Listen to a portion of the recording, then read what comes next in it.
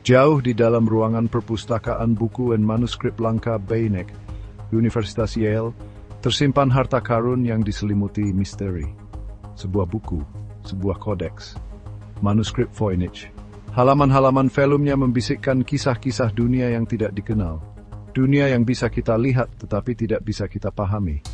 Tulisan manuskrip, rangkaian karakter elegan namun tak teruraikan, menari di halaman-halamannya. Ilustrasi tumbuhan aneh, peta langit, dan diagram rumit mengisyaratkan pengetahuan tersembunyi. Tapi rahasia apa yang mereka pegang? Pengetahuan apa yang mereka sembunyikan? Selama berabad-abad, manuskrip Voynich telah menggelitik para sarjana, ahli kriptografi, dan sejarawan. Keberadaannya menantang pemahaman kita tentang masa lalu. Manuskrip ini membisikkan tentang kearifan kuno, bahasa yang hilang, dan peradaban yang terlupakan. Manuskrip Voynich lebih dari sekadar buku. Ini adalah kotak teka-teki.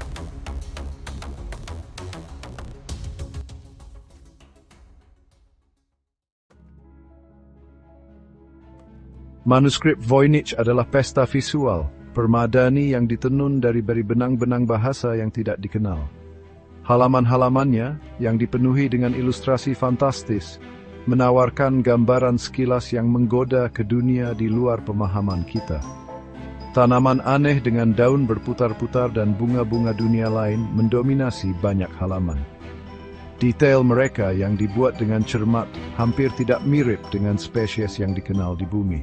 Apakah mereka memegang kunci pengobatan herbal yang terlupakan, atau apakah mereka produk imajinasi seorang seniman yang tak terbatas? Peta langit dihiasi bintang konstelasi mengisyaratkan pemahaman tingkat lanjut tentang kosmos. Diagram yang rumit menyerupai peralatan alkimia atau gambar anatomi semakin memperdalam misteri. Manuskrip Voynich adalah simfoni dari yang aneh dan yang indah. Ini adalah bukti kecerdikan manusia dan kekuatan misteri yang abadi. Tahunnya adalah 1912. Wilfrid Voynich, seorang penjual buku Polandia dengan mata yang tajam untuk hal-hal yang luar biasa, menemukan koleksi teks kuno di sebuah villa terpencil di Italia. Di antara buku-buku tebal yang berdebu, sebuah buku tebal yang diikat dengan kulit sapi menarik perhatiannya.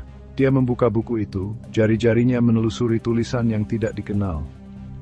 Tertarik oleh ilustrasi aneh dan bahasa yang tidak teruraikan, dia membeli manuskrip itu, tidak menyadari bahwa dia telah menemukan salah satu teka-teki terbesar di dunia.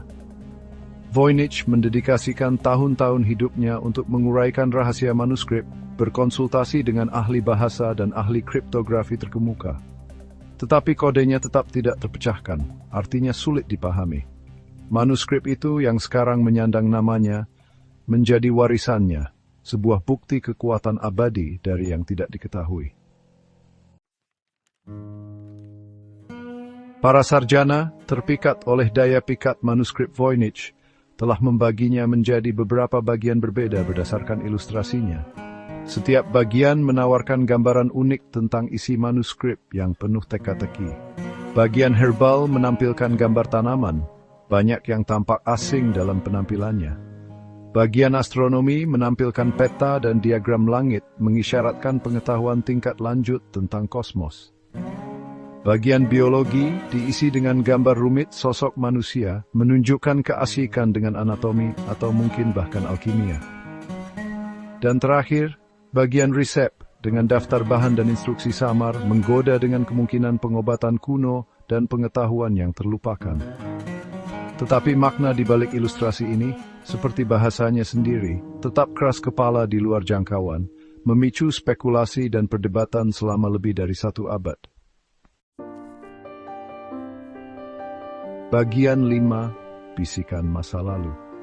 Kepengarangan manuskrip Voynich tetap menjadi titik spekulasi yang intens. Teori berlimpah, masing-masing lebih menarik daripada yang terakhir.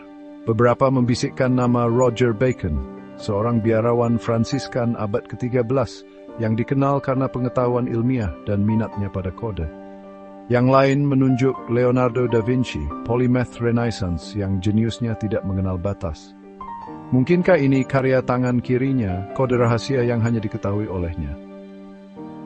Teori berkisar dari yang masuk akal hingga yang aneh, mencakup segalanya mulai dari komunikasi luar angkasa hingga tipuan yang rumit. Tetapi kebenarannya seperti manuskrip itu sendiri, tetap diselimuti misteri. Bagian 6. Teka-teki penanggalan karbon.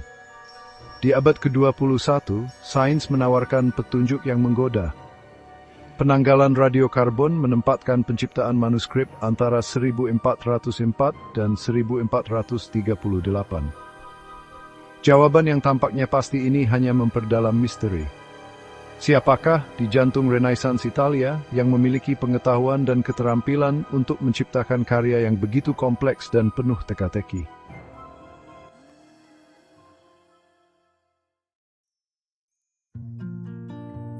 Bagian 7. Simfoni Keheningan. Selama bertahun-tahun, banyak upaya telah dilakukan untuk menguraikan manuskrip Voynich. Pikiran-pikiran brilian, dipersenjatai dengan teknik kriptografi terbaru, telah bergulat dengan rahasianya. Bahkan kecerdasan buatan telah digunakan, algoritmanya menyaring data, mencari pola dan makna. Tetapi manuskrip tetap diam, rahasianya terkunci di dalam halaman-halamannya. Setiap upaya dekripsi telah menemui frustrasi, membuat para ahli bingung dan tertarik secara bersamaan. Manuskrip Voynich berdiri sebagai bukti batas pengetahuan manusia. Ini adalah pengingat yang merendahkan bahwa beberapa misteri mungkin selamanya luput dari pemahaman kita. Bagian 8. Sandi yang belum terpecahkan. Manuskrip Voynich dengan tulisan penuh teka-teki dan ilustrasi fantastis terus memikat dan membingungkan kita. Ini adalah teka-teki abadi, kotak teka-teki yang mengundang kita untuk membuka rahasianya. Akankah misterinya terpecahkan? Akankah kita pernah menguraikan bahasanya, mengungkap maknanya, dan membuka pengetahuan yang dikandungnya? Atau akankah selamanya tetap menjadi teka-teki yang menggoda, bukti kekuatan abadi dari yang tidak diketahui? Mungkin suatu hari, pikiran yang penasaran, tertarik oleh daya pikat yang tidak diketahui, akhirnya akan memecahkan kodenya. Sampai saat itu, manuskrip Voynich berdiri sebagai penjaga yang diam, menjaga rahasianya, menunggu dengan sabar hari ketika bisikannya akhirnya dipahami.